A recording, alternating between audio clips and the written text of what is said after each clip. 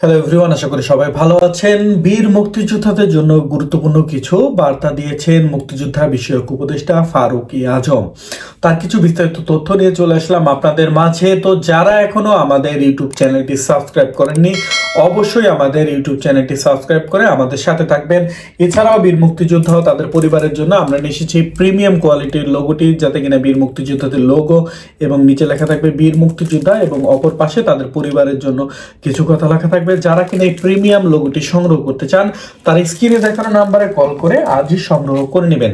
তো বরিশালের সার্কিট হাউসে একটি মিটিং হয়েছে। তো সেখানে দেখা যায় বীর মুক্তিযোদ্ধাদের যে মুক্তিযোদ্ধা বিষয়ক উপদেষ্টা আছেন ফারুক আজম সাহেব, তিনি গুরুত্বপূর্ণ কিছু কথা বলেছেন। তিনি সেখানে বলেন যে যাচাই বাছাই নিয়েও তিনি কিছু গুরুত্বপূর্ণ তথ্য উপস্থাপন করে থাকেন।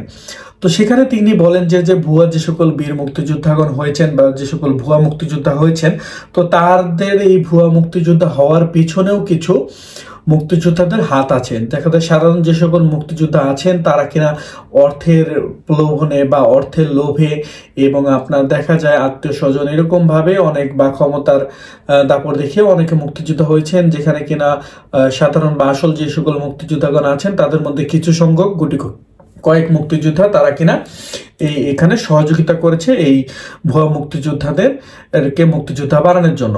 তো তিনি বলেন যে যাচাই বাছাই প্রক্রিয়া চলছে, সেখানে কারা এই সকল দিকগুলো দেখেছেন এবং কারা এই ভুয়া মুক্তিযোদ্ধা তৈরিতে সাহায্য করেছেন তাদেরও তালিকা করা হচ্ছে এবং যে সকল ভুয়া মুক্তিযোদ্ধাগণ আছেন তাদেরও পর্যায়ক্রমে তালিকা করা হচ্ছে।